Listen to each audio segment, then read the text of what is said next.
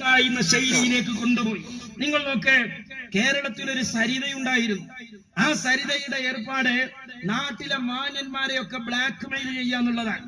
ക്ലിപ്പുകളും സീഡികളും ഒക്കെ ഉണ്ടെന്ന് പറഞ്ഞ് ഉത്തരവാദപ്പെട്ട നാട്ടിലെ മര്യാദക്കാരെയും മാന്യന്മാരെയും വഷളാക്കുക, ബ്ലാക്ക് മെയിൽ ചെയ്യുക, ഭീഷണിപ്പെടുത്തുക എന്നതാണ്.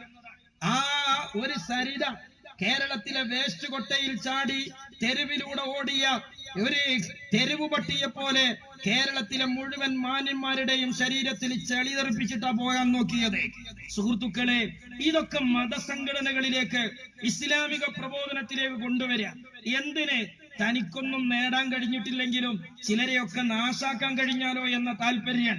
സ്വന്തമായി ഒന്നും നേടാനോ മുസ്ലിം സമുദായത്തിന് എന്തെങ്കിലും ചെയ്യാനോ അത്തരം ആളുകൾക്ക് കഴിയില്ല എന്നവർക്കറിയാം. പിന്നെ ഉള്ളത് എന്താണ്? പുല്ലുട്ടിയിൽ പട്ടിനെ കെട്ടിയ ശൈലി. തിന്നാൻ കഴിയില്ലെങ്കിലും തിന്നുനോലെ മുടക്കണം.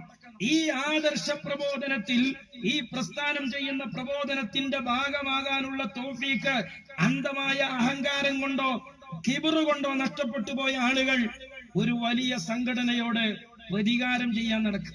എന്നിട്ട് നാട് നീളെ എന്ത് ചെയ്യാണ്? നാട് നീളെ തെറിയഭിഷേകങ്ങളും ദേശീയവും നടത്തുക. ഇന്നലകളിൽ താൻ തെറ്റ് കണ്ടുപിടിച്ച പ്രസ്ഥാനങ്ങൾ, ആ പ്രസ്ഥാനത്തിലെ ന്യൂനതകളൊന്നും പറയാൻ കഴിയണില്ല. മുജാഹിദിന് മറുപടി പറയാൻ കഴിയണില്ല.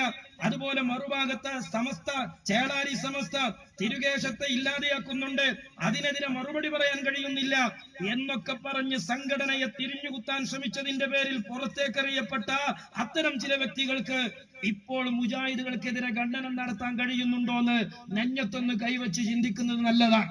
നേരത്തെ തിരുകോശ വിരോധികളും കാന്തപുരം ഉസ്താദിന്റെ വിരോധികളുമായ ആളുകൾക്ക് മറുപടി പറയാൻ കഴിയുന്നില്ല ഈ പ്രസ്ഥാനത്തില്. അതിന്റെ പേരിൽ ഞങ്ങൾ ഒപ്പുവെപ്പിച്ചിട്ടുണ്ട്, വിചാരണ ചെയ്തിട്ടുണ്ട് എന്ന് പറയുമ്പോ 10-12 കൊല്ലക്കാലം യൂണിറ്റ് തലം മുതൽ SSFന്റെ സ്റ്റേറ്റ് കൗൺസിൽ വരെ എളിയ പ്രവർത്തനം നടത്താൻ ഭാഗ്യം ലഭിച്ച ഒരു സാധു എന്ന നിലക്ക് SSFന്റെ ഓഫീസുകളിൽ വെച്ച് 100 കണക്കിന് ഒപ്പുവെക്കാൻ എനിക്ക് ഭാഗ്യം ലഭിച്ചിട്ടുണ്ട്. അതേ സമയത്ത് ചിലർ പറയുന്ന രീതിയിലുള്ള ഒരു ഒപ്പ് എന്റെ ജീവിതത്തിൽ ഞാൻ എവിടെയും ഇട്ടിട്ടില്ല എന്നുകൂടി ഞാൻ കൂട്ടത്തിൽ ഓർമ്മപ്പെടുത്താൻ. ഇനി ഇതൊക്കെ പറയുമെന്താണ്? ക്ലിപ്പുണ്ടല്ലോ എന്നുള്ളതാണ്. അങ്ങനെ ഒരു സാധു ഈ അടുത്ത കാലത്ത് നമ്മളെ നാട്ടിലേക്ക് വന്നതാണ്. പക്ഷെ അബൂജഹലിനെ പിടിച്ചാത്തതുകൊണ്ട് അപ്പുറത്ത് പോണ്ടിയെന്ന്. അങ്ങനെയാണ് ഇന്ത്യ രാജ്യത്ത് ചിലപ്പോ ആരെ പിടിച്ചേണ്ട. അബൂജഹൽ പ്രധാനമന്ത്രി ആയാല് ഇന്ത്യ രാജ്യത്തെ തെരഞ്ഞെടുപ്പ് കമ്മീഷന്റെ നിയമാവലിയിൽ അബൂജഹലിന് മത്സരിക്കാൻ പറ്റൂല എന്നൊന്നുമില്ല. ഇറ്റലിക്കാരിയായ സോണിയാഗാന്ധി മത്സരിച്ചിട്ടുണ്ട്. കട്ടകാലത്തിന് അബൂജഹൽ മക്കത്തുനിന്ന് വന്ന് ഇവിടെ മത്സരിച്ച സംഗതി നടക്കൂ. നടന്നാ പിന്നെ അബൂജഹൽ പ്രധാനമന്ത്രി വിചാരിച്ച് നമുക്ക് പാകിസ്ഥാനിക്ക് ഹിജറ പോകാൻ പറ്റൂല. ഇരിക്കട്ടെ സുഹൃത്തുക്കളെ, അതൊക്കെ അതിന്റെ വാക്കും മല ചോറുന്നവർക്കൊക്കെ മനസ്സിലാവും. എന്നിട്ട് അതിന്റെ പേരിൽ ചില ഭീഷണിയാണ്. ഭീഷണിയൊന്നുമല്ല, ക്ലിപ്പിടുന്ന. ഏറ്റവും വലിയ നേതൃത്വമെടുത്ത മസ്രയത്ത് പോലും ചെറിയ കുട്ടികൾ യോഗം ചേർന്ന് തിരുത്തി. അത് ഞാൻ അറിയാം, വഹാബിനും അറിയാം, എനിക്കറിയില്ല. ഇനി ഞങ്ങളൊരു കാര്യം പറയട്ടെ.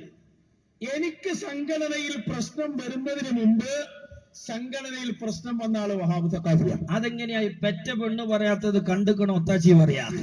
സഹോദരന്മാരെ, അത് ഞാനല്ലേ പറയണ്ടേ? ഇനി ഒരു സംഘടനയിൽ ഒരാൾ പ്രവർത്തിക്കുമ്പോ ഈ സംഘടനയിൽ ആർക്കാണ് വിഷമല്ലാതൊക്കെ? നേതാക്കൾക്കും അനുയായികൾക്കും ഒക്കെ ഉണ്ടാവും. സംഘടനാ പ്രവർത്തനം എന്ന് പറഞ്ഞാൽ സന്തോഷം മാത്രമാണ് ഈ സാധു മനസ്സിലാക്കി. കാരണം അതേ മൂപ്പർ അനുഭവിച്ചിട്ടുള്ളൂ. എന്നാൽ സംഘടനയിൽ നേതാക്കൾക്കും അനുയായികൾക്കും ഒക്കെ പ്രശ്നം ഉണ്ടാവും, സന്തോഷം ഉണ്ടാവും. അത് രണ്ടും അനുഭവിക്കാനും ആസ്വദിക്കാനും കഴിയുന്ന മനസ്സിൽ നിന്നേ പ്രബോധനം നടക്കും. ഇന്നും സംഘടന ഏറ്റവും രൂക്ഷമായി വിമർശിക്കുന്നത് അയാളെയാണ്. അതിന് അയാൾക്ക് ഇപ്പൊ ഒരു ഛേദമല്ലല്ലോ. നേതാക്കൾ നമ്മളെ വിമർശിക്കാൻ തന്നെയാണ്, അല്ലെങ്കിൽ നമ്മളല്ല നേതാവാകുക.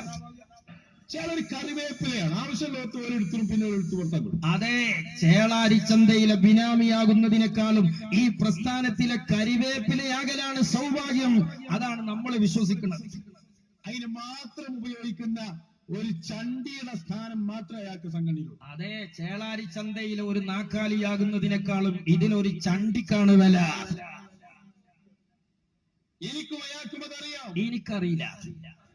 ഞങ്ങൾ എത്ര പ്രാവശ്യം ഒന്നിച്ചിരുന്നത് ചർച്ച ചെയ്തിട്ടുണ്ട്. പലതും ചർച്ച ചെയ്തിട്ടുണ്ട്. ഇയാള് പറയണത് അതിലുണ്ടോ എന്നുള്ളത് അയാൾ ഉൾപ്പെടട്ടെ.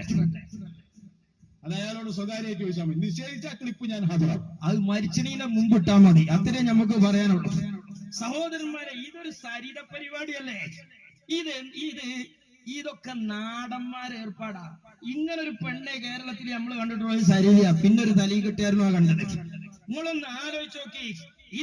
ഇത് മറുപടിയല്ല, അതൊരു മനുഷ്യനെ ഏതാന്ന് ചോറയച്ചവർക്ക് മനസ്സിലാക്കി കൊടുക്കാൻ.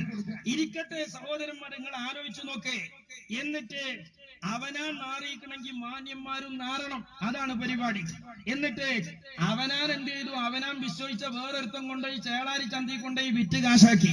എന്നിട്ട് അതിലേക്ക് മാന്യന്മാരെ കൂട്ടണം. SKSFക്ക് പോകാൻ ഞാനും കൂടി കൊടുത്തിനിന്ന ഞാനത് അറിഞ്ഞൊക്കെയാണെങ്കിൽ ഇയാൾ ഏതായാലും ഇങ്ങനെ ഒരു കന്നാവൂലായിരുന്നു എന്നാണ് എന്റെ വിശ്വാസം. കാരണം ഭൂമിയിൽ ഒരു മനുഷ്യനെ ചിലപ്പോൾ അത് അറിഞ്ഞിട്ടുണ്ടാകും, അത് അയാളെ വിറ്റ് കാശാക്കാൻ ശ്രമിച്ച ആളാണ്. എന്നിട്ട് ഇത് നമ്മൾ പറഞ്ഞപ്പോ അതിനൊരു മറുപടി ക്ലിപ്പിടുന്നു പറഞ്ഞു. ഞാനപ്പം മരിച്ചതിന്റെ മുമ്പ് ഇടണമെന്ന് പറഞ്ഞു. കാലങ്ങൾക്ക് ശേഷം എനിക്കൊരു വോയിസ്, ആ വോയിസ് ഇപ്പൊ ഞാൻ ഇടുന്നുണ്ട് എന്ന് പറഞ്ഞാൽ നമ്മൾ ഇടും. അപ്പോ ആ വോയിസിൽ വേറൊരു ബ്ലാക്ക് മെയിലിംഗ് ആണ്. ആ ബ്ലാക്ക് മെയിലിന് അതിന്റെ അർത്ഥത്തിൽ ഞാൻ മറുപടിയും കൊടുത്തിട്ടുണ്ട്. ശരിക്കട്ടെ, ഇനി സഹോദരന്മാരെ ആവശ്യമാകുമ്പോ നമുക്ക് ഇടാം. എന്നിട്ട് ഇപ്പൊ അതിന് മറുപടി പറഞ്ഞു. ഞാൻ പറഞ്ഞു മരിച്ചതിന്റെ മുമ്പ് ഇടണമെന്ന് പറഞ്ഞപ്പോ അതിന് തിരിച്ചുള്ള വെല്ലുവിളി എന്താ? ഒരു ഡേറ്റ് തരണം, ഒന്നിച്ചിരിക്കണം. അങ്ങനെ ഒന്നിച്ചിരുന്നാൽ നിങ്ങളെ തിരുഹവറത്തില് അതിടാൻ എനിക്ക് താല്പര്യമുണ്ട്, അങ്ങനെ ഇടും, അതിന് ധൈര്യം ഉണ്ടോന്നാണ്. എന്നെക്കാളും വലിയോരെ ക്ലിപ്പ് ഇടാൻ തിരുഹവറം കാത്തുനിട്ടില്ല മൂപ്പരാര്. എന്നിട്ട് പിന്നെ എന്റെ ആദരത്തിന് എന്തിനാ ഈ കാത്തിക്കണത്? എന്റെ ആദരത്തിന് ഇയാളെ മുന്നിൽ കിട്ടിയിട്ട് ഇഞ്ഞെങ്കിലും ഒരു ക്ലിപ്പ് പിടിച്ചാൻ കഴിഞ്ഞാലോ എന്ന് വിചാരിച്ചിട്ടേക്കാരാണ്. ഇതുവരെ ഇഞ്ഞെങ്കിലും ഒരു ക്ലിപ്പ് പിടിച്ചാൻ കഴിഞ്ഞാലോ എന്ന് വിചാരിച്ചിട്ടേക്കാരം. അപ്പൊ അതിന് ഇപ്പൊ പറഞ്ഞ മറുപടി എന്താ? തിരുവാന്തരത്തിൽ വന്നാൽ ഇട്ടേരാന്നാ. അത് ഇട്ടോളെന്ന് ഞമ്മക്കതൊരു ആവശ്യമല്ല. നിങ്ങൾക്ക് ആവശ്യം ഉണ്ടെങ്കിൽ മരിച്ചതിന് മുമ്പ് ഇടണമെന്നാ പറഞ്ഞത്. എനിക്കങ്ങനെ ആവശ്യം ഉണ്ടാവുമ്പോ ഞാൻ ഹദറത്തിലേക്ക് വരാം. അതൊരു ഹദറാന്ന് എനിക്ക് തോന്നുമ്പോ അതിനുള്ള മറുപടിയും കൂടി ഒന്ന് കേട്ടോളൂ. മരിക്കലല്ല ഞങ്ങൾ വെല്ലുവിളിക്കുന്നു. നിങ്ങളുടെ തിരുഹലത്തിൽ വെച്ചിടാൻ ഞങ്ങൾക്ക് ആഗ്രഹമുണ്ട്. അത് നിങ്ങൾ ദ്വാരക്കി ഹദറത്തിലെ തൗഫീഖ് ഉണ്ടാവുമ്പോ ഞാൻ വരണ്ടേ? എനിക്കത് കേൾക്കണമെന്ന് ആഗ്രഹം ഉണ്ടാകുമ്പോഴല്ലേ ഇപ്പൊ ഞാൻ ആ ഹദറം തേടി പോകേണ്ട ആവശ്യമുള്ളൂ. ആരെയായി പൊട്ടീസാക്കണേ? ഈ സരിത പരിപാടിക്കൊന്നും സാംസ്കാരിക കേരളത്തിലെ ഒരു നാക്കാലിന്റെ വിലയില്ല എന്നത് ഈ രാജ്യത്തെ പൊതുസമൂഹത്തിനറിയാം. ഞങ്ങൾ ഒരു ദിവസം തരാം, ഒരു സമയം തരാം, അല്ലെങ്കിൽ നിങ്ങൾക്ക് പറ്റിയ ദിവസം നിങ്ങൾ പറഞ്ഞ സ്ഥലത്ത് നമുക്ക് രണ്ടുപേർക്കും ഒരുമിച്ചുകൂടാം. നിങ്ങളുടെ സന്നിധാനത്തിൽ വെച്ച് നിങ്ങൾ എന്നോട് പറഞ്ഞ ക്ലിപ്പുകൾ ഹാജരാക്കാം. അങ്ങനെ ഒരു സ്ഥലത്തിരിക്കാൻ നിങ്ങൾക്ക് ധൈര്യമുണ്ടോ? നിന്റെ കെട്ടിയോളല്ല ഞാൻ എന്ന് അതിന് മാന്യമായി പറയാനുള്ളൂ.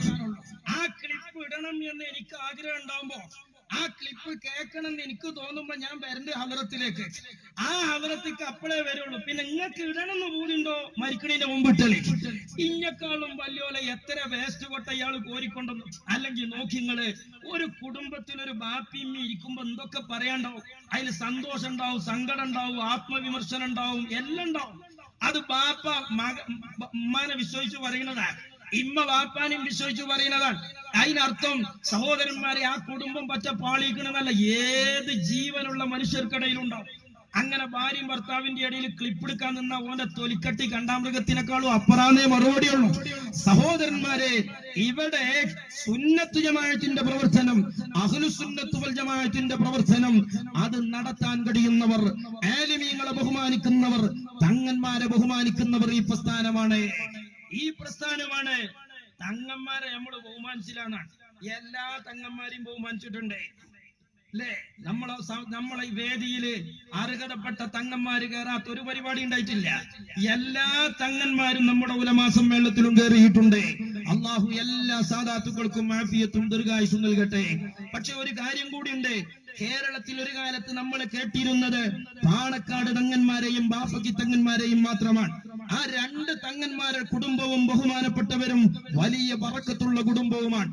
പക്ഷേ അവരെ പോലെ കേരളത്തിൽ ധാരാളം സാദാത്തുക്കളുടെ കബീലയും നേതൃത്വവും സാന്നിധ്യവും ഉണ്ടെന്ന് ഈ രാജ്യത്തെ ബോധ്യപ്പെടുത്തിയത് സാക്ഷാൽ സുൽത്താൻ ഉലമയുടെ മഹൽ സാന്നിധ്യമാണെന്ന് ഈ രാജ്യത്തെ ആത്മാർത്ഥതയുള്ള തങ്ങന്മാര് പറയും. സയ്യിദ് അബ്ദുറഹ്മാൻ ബാഫക്കി തങ്ങളുടെ മഹാനായ പൊന്നോമന പുത്രൻ ബഹുമാനപ്പെട്ട സയ്യിദ് ബാഫക്കി തങ്ങളുടെ മകൻ സൈനുൽ ആബിദീൻ ബാഫക്കി തങ്ങൾ തങ്ങൾ മലേഷ്യയിലെ തന്റെ തന്റെ ജോലിക്കാല ജീവിതം കഴിഞ്ഞ് കേരളത്തിലേക്ക് വന്ന് കേരളത്തിന്റെ ഇസ്ലാമിക പ്രബോധക രംഗം പരിശോധിച്ച് അദ്ദേഹം എന്തു ചെയ്തു? കാന്തപുരം ഉസ്താദിന്റെ കൂടെ നിന്നു. അതിന്റെ കാരണം അദ്ദേഹം പറഞ്ഞിട്ടുണ്ട്. ബാഫക്കി തങ്ങന്മാരുടെ കുടുംബത്തിന്, മഹാനായ സയ്യിദ് റഹ്മാൻ ബാഫക്കി തങ്ങളുടെ മക്കളെ, അവിടുത്തെ കുടുംബത്തെ, ആ ബാഫക്കി തങ്ങൾക്ക് സമുദായം നൽകിയ ബഹുമാനം പോലെ ബഹുമാനം നൽകുന്ന പ്രസ്ഥാനം സുൽത്താനുൽ ഉലമ കാന്തപുരം ഉസ്താദിന്റെ പ്രസ്ഥാനമാണ് എന്ന തിരിച്ചറിവാണ് ഈ ബാഫക്കി സയ്യിദ് റഹ്മാൻ ബാഫക്കി തങ്ങളുടെ മകൻ കാന്തപുരം ഉസ്താദിന്റെ പക്ഷത്തെത്തിയത് എന്ന് അദ്ദേഹം വ്യക്തമായി പറയുകയാണ്. അതൊരു ഒറ്റപ്പെട്ട അനുഭവമല്ല, കേരളത്തിലെ മുഴുവൻ സാദാത്തുക്കൾക്കും പറയാനുള്ള അനുഭവങ്ങളാണ്. ഞാൻ പറയുന്നത് ഇസ്ലാമിക പ്രബോധനം, വഹാബി വിരുദ്ധ ആദർശ പ്രബോധനം ഇവിടെ നിർവഹിക്കുന്നത് ആരാണ്? സഹോദരന്മാരെ, ഈ രാജ്യത്ത് കാന്തപുരം ഉസ്താദിന്റെ പ്രസ്ഥാനമാണ്. അതുകൊണ്ടാണ് ഇവിടെ മർക്കസ് പൂട്ടണം. അതുപോലെ മർക്കസ് പൂട്ടുക മാത്രമല്ല, സഖാഫിമാരെ ഉന്മൂലനം ചെയ്യണം. എന്നാൽ 10 കൊല്ലം കൊണ്ടൊരു ഇസ്ലാമിക രാജ്യം ഉണ്ടാവും. ഇതന്നെയാണ് അബൂബക്കറുൽ ബാഗ്ദാദിയും ആഗ്രഹിക്കുന്നത്. സുഹൃത്തുക്കളെ, ഇനി നിങ്ങൾ നോക്ക്, ആ അബൂബക്കറുൽ ബാഗ്ദാദിയുടെ അതേല്ലേ എന്താണ് മുജാഹിദ് മൗലവി പറയുന്നുണ്ട്, IS-ന്റെ നിലപാട് എന്താണ് എന്ന്. സ്റ്റേറ്റാണ് അവരുടെ സ്വപ്നം, ഇസ്ലാമിക് സ്റ്റേറ്റ് ആണ് അവരുടെ ആദർശങ്ങളുടെ അടിത്തറ. അവർ വിചാരിക്കുന്ന തരത്തിൽ